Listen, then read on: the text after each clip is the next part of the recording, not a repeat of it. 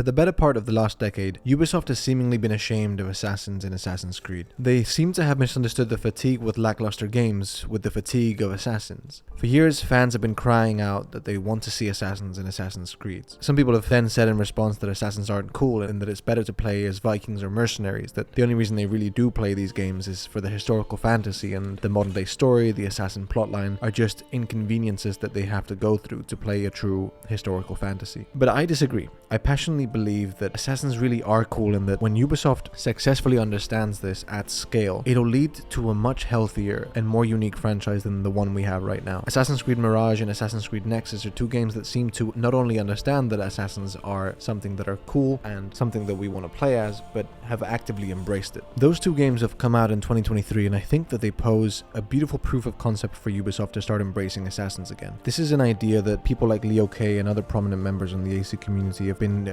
crying and screaming at Ubisoft about for honestly almost a decade now. One of the biggest problems that I think Ubisoft has as a company is cause attribution. That is to say, the reason why they think a project fails or is received badly by fans is more often than not the wrong reason as to why fans really did in fact not like the game. And this has led to so many damaging decisions at a high level in Ubisoft that I think speak to poor management more than anything else, because again, video game developers are usually very talented, very passionate people that want to do their job as best as they can. They're subjected to horrible conditions in the gaming industry. They're subjected to crunch, long hours, low pay, and get told what to do, what to cut, and what to add by an upper management team that is very disconnected from the true hardcore fan base. Now, of course, I have to admit that the RPG Creeds financially have done amazing. I'm not going to act like the RPG Creeds have been a failure like a lot of other people do, because financially and in terms of how many new fans they've gathered, they've been a complete success. However, the cost of this seems to have been further fueling the fake belief that people don't like assassins and Assassin's Creed. Now, there's two reasons why I think the RPG Creeds have succeeded, and there's two reasons why I think Ubisoft has made a grave mistake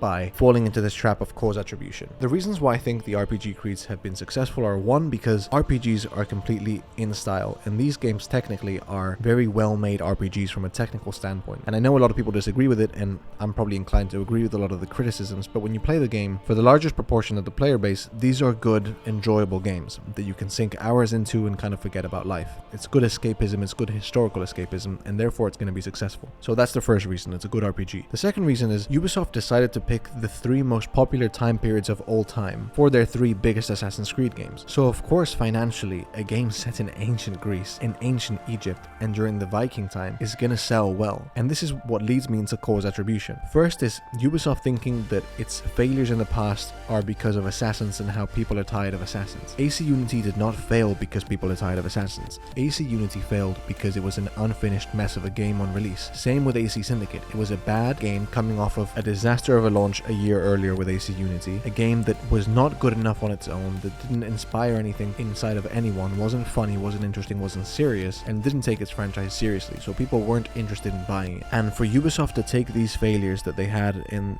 2014 and 15 and think, oh, we're failing because people are tired of assassins, they're tired of urban cities, they're tired of smaller maps and shorter games, led to such a drastic and eventually damaging decision in terms of identity, in terms of franchise loyalty, in terms of like having assassins in the goddamn franchise. And not only did Ubisoft fail dramatically at attributing the right cause for their failures, in my opinion, they also failed dramatically at attributing the right cause to their successes. And this is something that I don't see a lot of people talk about. People think that Ubisoft came out the door swinging with these RPGs and proved that people were in fact tired of assassins and that all they wanted was a historical action-adventure game with RPG mechanics that fueled their fantasy without bothering too much with the assassin storyline. And therefore, they did financially well and gathered a bunch of new fans. And yes, of course, a lot of new fans who before weren't fans of Assassin's Creed are now fans of this because it has nothing to do with Assassin's Creed, especially Odyssey and Valhalla. However, you cannot look at the results when you're spending way more money on a game. People are gaming now more than ever, and the settings that you've chosen to select are the three most popular settings of all time.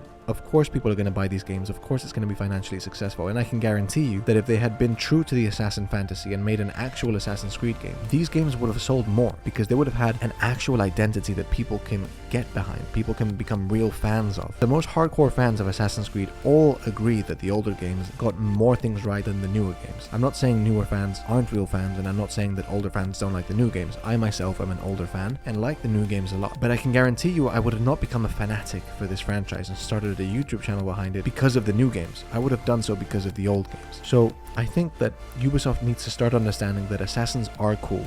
that their success comes from a very biased point of view, because if they're selecting the periods that are most likely to succeed, they're going to be likely to succeed. And if they release unfinished games to a public that is pre-ordered and been hyped for a game for months, and then they don't deliver on that, they're going to fail. And it has nothing to do with Assassins. Look at what made people fall in love with this franchise in the first place, to understand how Assassins are something that people look up to, that people want to play as, a fantasy that people want to live, and start giving people what they want. And I'm not saying drop the RPG genre, but do what Mirage did, of finding a new way to rekindle the old flame. Mirage is not a perfect game, but I think it's a beautiful game that understands Assassin's Creed and gives the players what they want, which is a cool assassin and cool missions to be a cool assassin in. That's all one can hope from Ubisoft, and I hope that Ubisoft is beginning to understand that they're not supposed to be ashamed of the IP they created. They're not supposed to be ashamed of this world that they've built and Assassins in general. They're supposed to be proud of it, understand they have something unique, something that is so unique and so irreplaceable that even now when games are watered down, shittier versions of the old games with some Witcher 3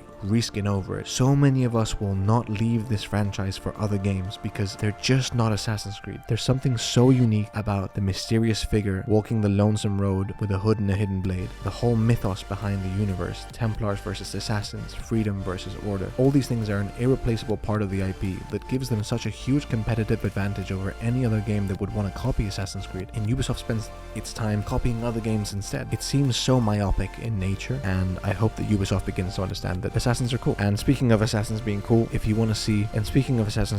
I think there's 3 very specific settings that I would love to see an Assassin's Creed game in that could really help that assassin fantasy flourish even more, and if you want to see that video, you can watch it now.